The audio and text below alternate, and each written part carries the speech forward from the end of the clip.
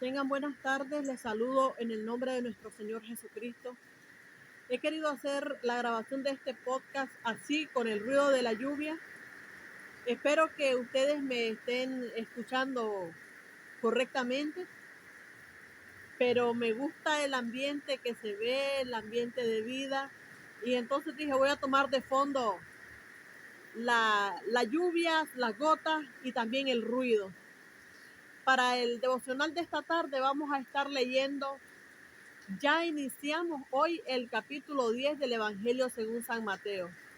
Como siempre les digo, las lecturas que hagamos en este Evangelio, la mayoría de ellas las vamos a encontrar en el Evangelio según San Marcos y también según San Lucas. En algunos casos, tal vez menos frecuentes, en el Evangelio según San Juan. La lectura de hoy es el relato de la elección que Jesús hizo de su equipo de trabajo cuando elige a sus discípulos. Y dice la lectura de esta tarde de la siguiente manera, que leemos honrando al Padre, al Hijo y al Espíritu Santo. Elección de los 12 apóstoles. Entonces, llamando a sus 12 discípulos, les dio autoridad sobre los espíritus inmundos para que los echasen fuera y para sanar toda enfermedad y toda dolencia. Los nombres de sus 12 apóstoles son estos. Primero, Simón llamado Pedro, y Andrés su hermano, Jacobo hijo de Zebedeo, y Juan su hermano, Felipe, Bartolomé, Tomás, Mateo el publicano, Jacobo hijo de Alfeo, Lebeo por sobrenombre Tadeo, Simón el cananista, y Judas Iscariote, el que también le entregó. Esta elección que estamos leyendo en este pasaje bíblico, para mí la tomo como la oficialización del grupo, como el, el nombramiento oficial de este equipo de trabajo, porque si nosotros recordamos, en reflexiones anteriores Jesús había llamado a Mateo y había llamado así, donde fue habiendo la ocasión, fue llamando a uno, a dos de ellos los llamó junto al mar de Galilea. Después, en otra ocasión, llamó a Mateo, pero ya acá nosotros tenemos la lista oficial de los colaboradores de Jesús durante su ministerio. Me llama mucho la atención porque si nosotros leemos en el capítulo 6 de Hechos de los Apóstoles, ahí vamos a encontrar nosotros otra elección que hacen, pero ahora son los discípulos que están eligiendo a los diáconos que les ayudarán para atender a las viudas y a los desamparados. Entonces, para esa ocasión, les invito a que lean ese pasaje bíblico, solo se los voy a mencionar. Los discípulos están pensando, proponiendo elegir a los diáconos y que estas personas cumplan con algunas características, como su testimonio, era un requisito importante evaluarlo, que fueran llenos del Espíritu Santo. Tal vez habría alguna forma para detectar la presencia del Espíritu Santo en estas personas, porque como sabemos es bien subjetivo, es una relación muy íntima entre un ser humano y Dios. Sin embargo, habrían algunas características que estas personas demostrarían para determinar si alguien era lleno o no del Espíritu Santo, que fueran llenos de sabiduría. Son características que debían cumplir estas personas para ser nombrados eh, diáconos. En este pasaje que acabamos de leer, no encontramos una lista de requisitos que Jesús haya demandado para elegir a los discípulos que iban a trabajar con él. Es curioso para mí ese acto de Jesús, desde siempre demostrando amor, misericordia con la humanidad, porque lo que él demanda no es la perfección, de eso él se encarga. Obviamente se espera que si nosotros establecemos una relación con Dios y si él nos nos utiliza como un instrumento en el servicio de su obra en favor de otras personas, pues que seamos un modelo a seguir. Como dijo el apóstol Pablo, sed pues imitadores de mí como yo de Cristo. Pero no encontramos una lista de requisitos explícita, textual, que digamos estas personas son las que Jesús eligió por estas y estas razones. El que es soberano y que conoce los corazones, obviamente, tomó su decisión. Pero yo quise resaltar que en este momento, que es la elección de 12 personas que se convertirán en el pilar, en el fundamento. Sabemos que el fundamento de la iglesia es Cristo, pero me refiero al fundamento, los fundadores de este movimiento que en su momento se llamó el movimiento cristiano. No encontramos esa lista de requisitos. Más bien encontramos que Jesús elige a hombres comunes y corrientes. Tal vez el término no suena tan fuerte o tan despectivo, pero lo estoy usando dentro del marco de la normalidad. Es decir, no eran ángeles, no eran personas extraterrestres, marcianos, eran personas normales que vivían en la comunidad donde Jesús inició este ministerio. Si nosotros nos fijamos, por ejemplo, Tomás, cuando Jesús resucita y se aparece, él demuestra una actitud totalmente de incredulidad y está entre estas 12 personas que Jesús elige. Pedro se ha caracterizado por ser una persona impulsiva en la mayoría de las ocasiones que leemos sobre él, sobre su proceder. Y Jesús no tuvo en cuenta este temperamento de él para tenerlo dentro de su equipo de trabajo.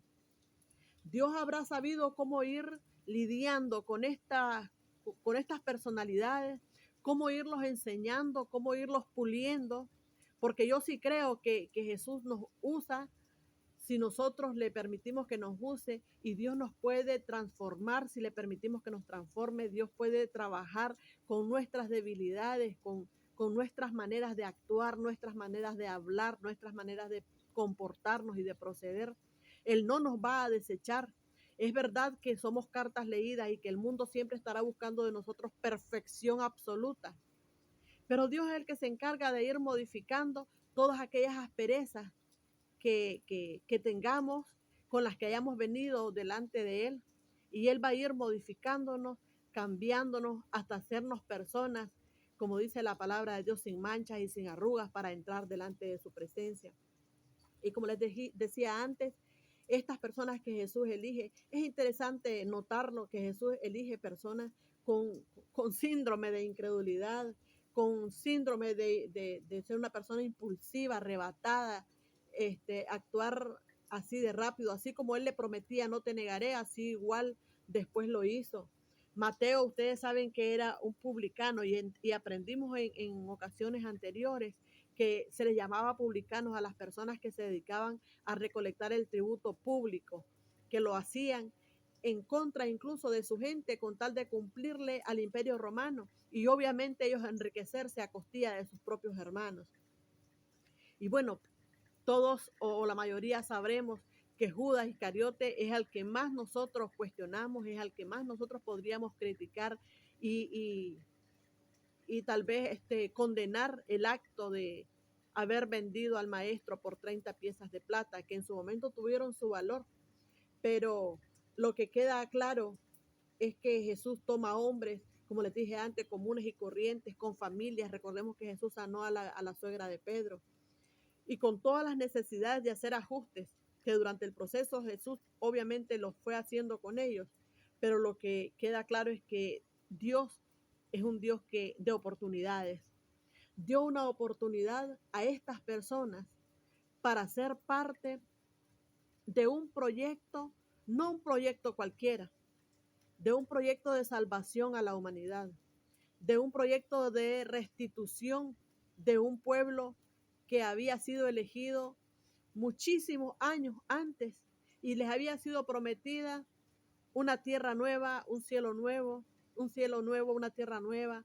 y que habían pasado por tanto en el desierto, que habían vivido un exilio, que habían vivido disciplinas de parte de Dios, pero había una promesa de redención para ellos, había una promesa de redención a través de la llegada del Mesías. Y Jesús, ya lo hemos dicho en varias ocasiones, es el Mesías prometido. Jesús es el Dios encarnado. Jesús es el amor patente en la comunidad. Y para que esta noticia se propagara y para que las personas se volvieran de sus malos caminos y se hicieran parte de este reino, fueron elegidas estas personas comunes, corrientes, con vidas normales y con defectos, que tuvieron que probablemente ir abandonando poco a poco todas sus impurezas. Tuvieron que ir renunciando poco a poco a todas las cosas que los mantenían atados a su manera antigua de vivir. Y que este ha sido como un legado para la iglesia que hoy camina, que vayamos nosotros teniendo en cuenta los ajustes que debemos ir haciendo, porque hemos sido personas comunes, corrientes, con errores, con debilidades, con dificultades, con pecados conocidos, desconocidos. Pero cada uno de nosotros hemos tenido una oportunidad que Dios nos ha dado y tenemos una oportunidad también de ir cambiando, de ir acercándonos a esa iglesia pura y sin mancha que se está preparando para encontrarse con el maestro, con el esposo, con el rey de reyes y señor de señores. Y probablemente vamos a decir nosotros, ¿y cómo es que pasó con Judas, que terminó vendiéndolo, que terminó entregándolo? Probablemente habrá alguien que nunca se vaya a corregir, que nunca quiera abandonar su antigua vida, aunque esté dentro de una comunidad cristiana, así como Judas, aunque estuviera con el maestro, aunque sea parte de una comunidad cristiana, probablemente habrá una que otra persona que, que se mantenga agarrada de esa vieja manera de vivir y que no coja el valor y que no se afiance en Dios para desprenderse y dar un paso al frente y dar un paso a un peldaño más y acercarse a esa presencia santa de Dios. Sin embargo, a mí me llama mucho la atención en el capítulo 3 del Evangelio según San Marcos, el versículo 13. Veamos que lo que para mí esto cierra con broche de oro, este plan de Dios. Dice en el versículo 13, en el 14, y estableció a 12 para que estuviesen con él y para enviarlos a predicar. Es decir, sí es verdad que Dios va a expandir este evangelio a través de las personas que se dispongan, a través de las personas que se abran, a través de las personas que quieran hacer luz en el mundo y sal de la tierra. Porque la predicación ya sabemos que va más allá del enunciado con la boca. La predicación involucra comportamiento, conducta, actitud, relaciones, justicia, amor, paciencia y todos los frutos del Espíritu. Pero más allá de predicar y de anunciar, lo primero que Jesús quiso al momento de nombrar a estas personas, dice el versículo 2, y el versículo 14, y estableció a 12 para que estuviesen con él. Entonces yo creo que esta es la mayor oportunidad que nosotros con la que podemos encontrarnos, que podemos recibir de parte de Dios, estar con él. ¿Qué significa estar con él? Nos llevaría otro tanto de tiempo, pero cada uno de nosotros reflexionemos en que esa es la mayor bendición.